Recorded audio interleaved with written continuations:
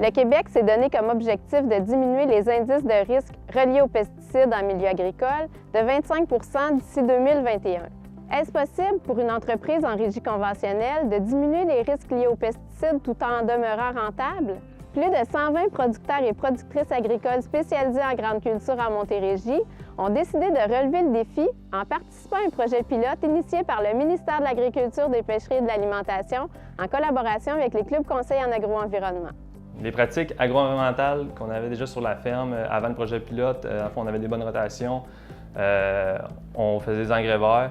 Dans le cadre du projet pilote, on a essayé d'ajouter à ça de faciliter notre implantation du blé d'automne pour essayer d'éliminer les herbicides dans cette culture-là au lieu des blés de printemps.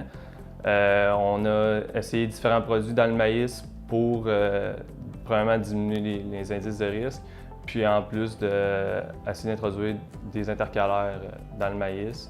Puis dans l'ensemble de la régie, on essaie essayer de trouver des alternatives, ou autant que ça peut être mécanique que chimique, là, pour diminuer notre impact.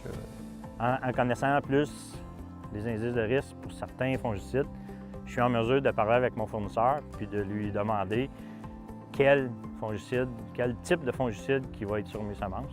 Et puis même se questionner, est-ce que j'ai besoin de fongicides? Bien, le projet m'a apporté justement en enlevant les insecticides de la semence, en incorporant le blé d'automne.